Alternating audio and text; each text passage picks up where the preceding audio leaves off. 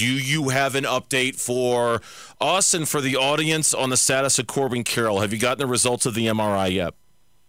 The actual reading in the results, not yet. I'm here probably just getting that filled in right now. But all early indications are very, very positive, to the point where he's in there taking a couple swings right now, testing it out, seeing how it feels, and there's potential for him to be playing a lot sooner than later, and I mean a lot sooner. So we're going to keep our fingers crossed that he continues to check some boxes and feel good enough to get back in the lineup. Here's the situation with Corbin. He is so in tune with his body.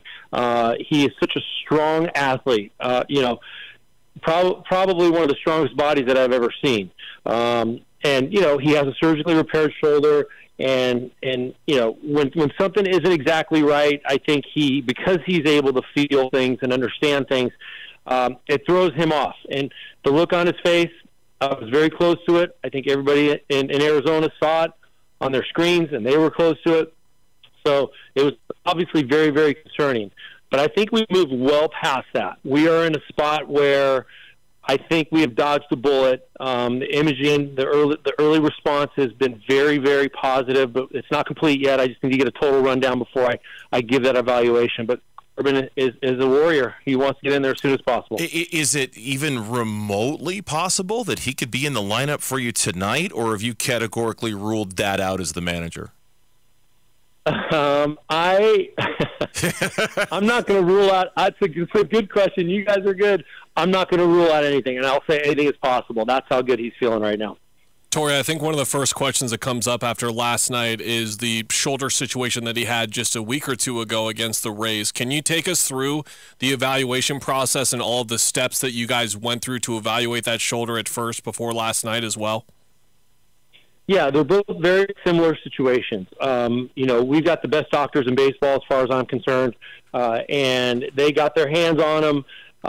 They felt like it was very stable. He passed all the smell tests the first time, and got to the point where he felt like, yeah, I feel good. Went and started swinging the bat, and everything was fine. And that's the trust that we have in our medical team, that they felt like no imaging was needed. But this time, because it was a second red flag, we thought, let's just go in there and make sure. But the post-game evaluation was very similar to what he had 10 days ago. But going in there and getting that imaging was the top priority now, because he felt something in there. He felt that discomfort. And I know that he'll be probably available to the media today, and he'll probably be able to describe exactly what he was feeling. But, look, this is a young athlete. This is a young athlete that is coming off a shoulder procedure, and, he's learning what is okay and probably what is not okay. And I know that he was very scared last night. But it just didn't look good, and that's why we decided to go ahead and get that MRI this morning. Troy Lovullo, our guest here on the Burns and Gambo show. Do you expect that? I know this is a Corbin-centric line of questioning here, and we will move on at some point, because I think the news you've given us is maybe more encouraging than we were expecting, frankly, going into this interview. But is everybody in the organization comfortable with the idea that this just might be a thing everybody kind of has to get used to with Corbin? Like, it's happened a couple times in the last couple of weeks now. Is this just going to be part of the Corbin Carroll experience, where maybe every now and then this is going to flare up a little bit? I don't know how else to phrase it, but that's kind of the question that's on my mind. Yeah, look, I'll ask, and look, Bernsey, I'm willing to talk about it as much as we want, as much as you want.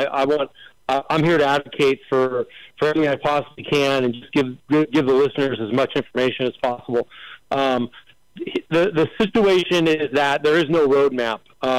There's a couple of athletes that have had this situation. Conforto up in San Francisco was probably the first main guy that I remember hearing about that had a situation like this. So with Corbin, each bump and bruise, he is trying to dissect exactly how he feels and what it means and what that response is.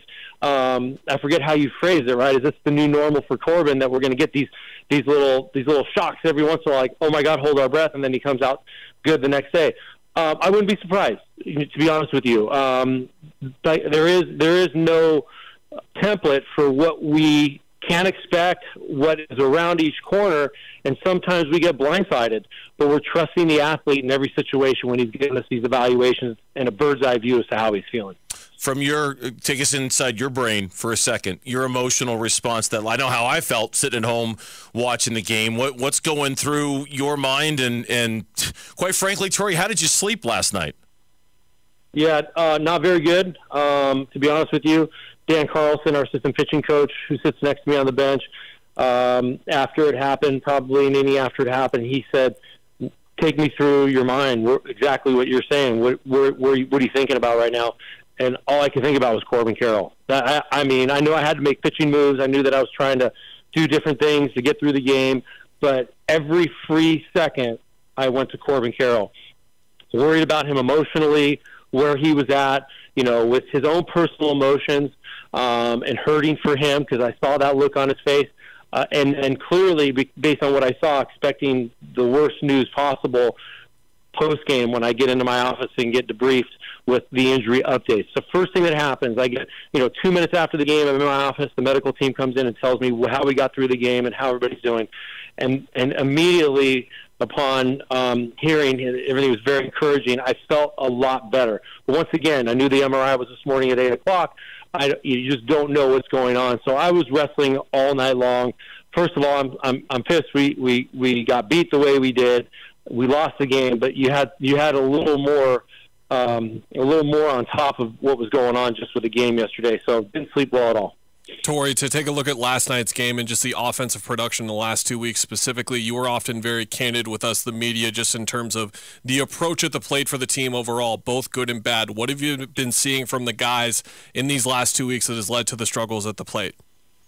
Yeah, probably some confusing approaches. And sometimes you get pitched to, right? You had Scherzer and Senga, and we banged around Scherzer a little bit and scored enough runs, but we didn't protect our house, and we gave up, I think, 8 runs. And you're not going to win a lot of games when you give up 8 runs. The next day, I felt like we battled and fought against a pitcher that was feeling it, and we were very close to winning the game. But I look at it a little bit deeper, and I know that's what you're asking. Where's our approach? Where's that slug with runners on, handing it off to the next guy? And it's not just offense. Defensively, I think there's some sloppiness. On the mound, there's a little bit of sloppiness. So we've got a few things to tighten up. But specifically on the offensive side, it's just letting the ball travel, letting it get deep, get into the hitting zone, and find a way to get in and to the at-bat and win the at-bat. We're not winning a lot of at-bats. We're winning certain pitches at certain times. But I think by and large, when we had a lot of success basically throughout this entire season, we're winning a lot of at-bats, and we're handing it off to the next guy by getting on base. Tori, leave us with this because, again, we know you've got a lot going on. Normally, we wouldn't look at a 3-game series against the Pittsburgh Pirates going into the All-Star break as that big of a deal. Is this kind of a big deal to see how your team responds to this adversity from the last couple of weeks, given that these are the final 3 games you'll play before a little bit of a layoff here? Yeah, for sure. The Pirates are a good team, and I love the response to certain things. That triggers me more than anything. I want to make sure that when there is a crisis and there is confusion and there is a little bit of frustration, what do we look like? What do we smell like? What do we taste like? I don't want anything to change. I want our guys to do the exact same thing they've been doing, walk onto the field with the belief that they're going to win a baseball game. We got to execute. We got to execute at a high level in all areas. And when we do that, we're going to be just fine. Tori, we appreciate the time. Know you're busy. We'll let you go. Good luck tonight. Good luck this weekend. Enjoy the All-Star break, all right? All right, boys. Talk to you next week. Bye-bye. Sounds good. Tori Lovullo joining us here on the Burns and Gambo Show.